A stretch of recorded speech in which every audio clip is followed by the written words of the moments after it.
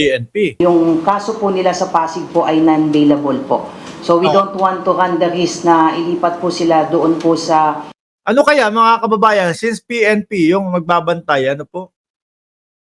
Kunyari lang, alam naman natin hindi pwede si General Torre, no? Pero si Torre yung nagbabantay kay Kibuloy. Ang request pa naman ho ni Pastor Kibuloy, mga kababayan, o sige, susuko na ako, pero ayaw kong makita ang mukha ni General Torre. Tapos nandoon si General Torre, siya mismo yung nakabantay kay Kibuloy, ano? Nandoon sa labas ng selda niya, nakaganon.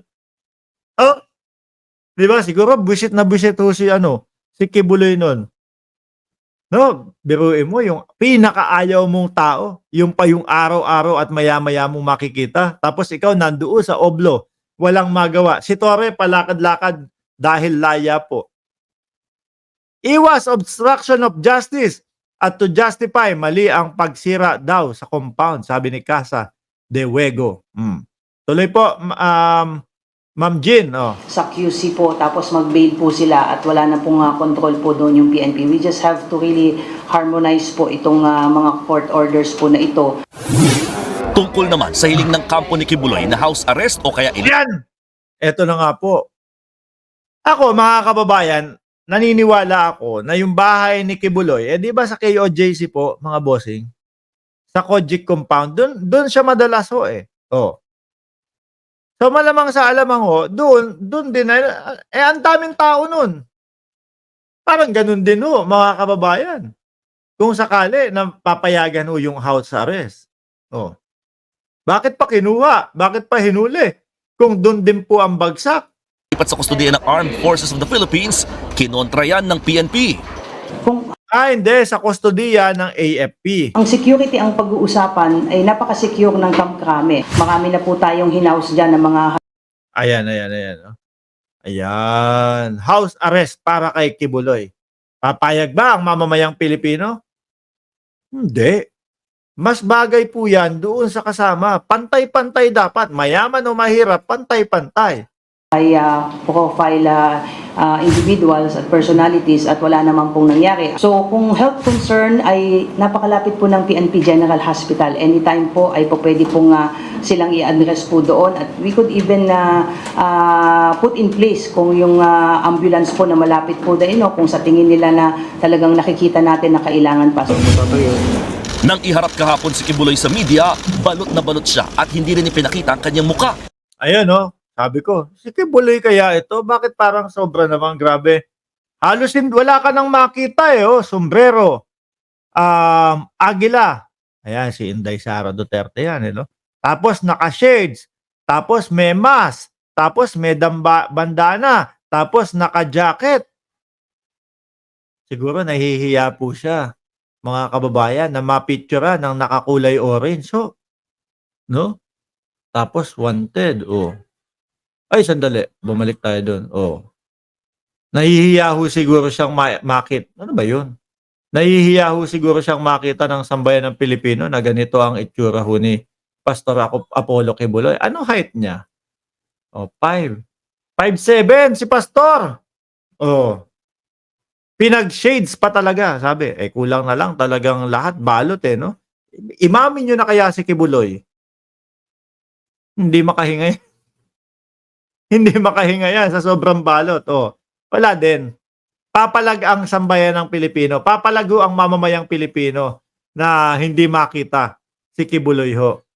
Dahil dyan, marami ang nagtatanong kung si Pastor Kibuloy nga ba talaga ang ipinresenta kahapon. Pero paliwanag ng PNP, kampo ng pastor ang nag-request na takpan ang kanilang muka. Gusto rin nating maipakita na ito, physical, pinakita natin sa kanila pero kailangan natin respetuhin yung kanilang request na takpan yung kanilang mukha. Po. Ito, Hindi pwede yun Kailangan makita ng taong bayan yan Yung kapag maliliit na mga preso, maliliit na preso mga kababayan, hindi pwedeng makapag-request ng tinatakpan, bine-blurred. Pag si Kibuloy, kailangan takip. Ayan. Sure you, itataya ko po yung serbisyo ko na sila po yun. Ang pagbublur naman sa mugshots ng mga akusado, desisyon na raw ng PNP.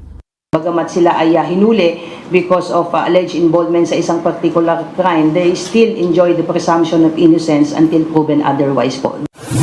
Pero ilang Alam naman po natin na inosente pa din ho sila mga kababayan hanggang ngayon. Pero nasa oblo. Nasa oblo po sila. araw matapos sumuko si Hanggat dinidinig ho yung kaso. Kibuloy, inilabas naman ni Interior Secretary Benhur Abalos ang mugshots nila ng walang blur o takip.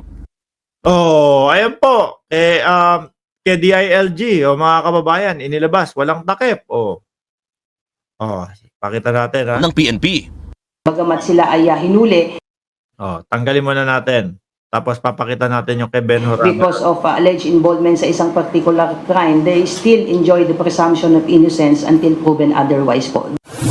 Pero ilang araw matapos Yeah. sumuko si Kibuloy, inilabas naman ni Interior Yan, 'di ba? Inilabas ni Benhur Abalos yung kanilang mga litrato nang wala ding walang takip yung mukha o walang blurred. Sabi ni Benhur Abalos, dapat pantay-pantay lahat, walang special treatment. Secretary Benhur Abalos ang mugshots nila ng walang blur o takip.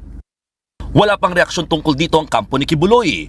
Sa ngayon, inihahanda na ng PNP ang pag-ain nila ng reklamong obstruction of justice Ayan sa na. mga nagtangkaro pumigil sa pagkakaresto kina Kibuloy. Ayan mga kababayan, dito tayo magtanungan ho. Dito ho tayo magtanungan mga bossing. Ha? Hinahanda po ng PNP yung mga dapat kasuhan, yung mga humarang, yung mga ayaw magpapasok sa kanila, yung mga nag-obstruct ng justice. Sige nga, comment nyo kung sino-sino sa tingin ninyo yung mga posible na makasuhan. Ako ang nakikita ko dyan si Torion unang-una. Ano po? Si Torion unang-una dahil dun po sa paulit-ulit niyang pagsisinungaling na sinasabi, wala si Kibuloy dito, wala si Kibuloy dito. Pangalawa, yung Carlo Catiil. Tama ba yung aking yung pangalan? Carlo Catiil. Siya din po yung nandoon sa ibabaw ng entablado at sumisigaw po, mga kababayan. Ano sigaw? Kayong mga sniper dyan, magsibaba kayo.